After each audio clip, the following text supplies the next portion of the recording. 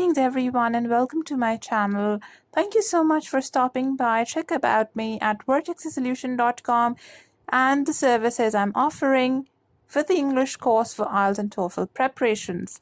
Today I'm going to teach you another phonetic sound of the letter B, which is classified as aspirated and unaspirated in the phonetics.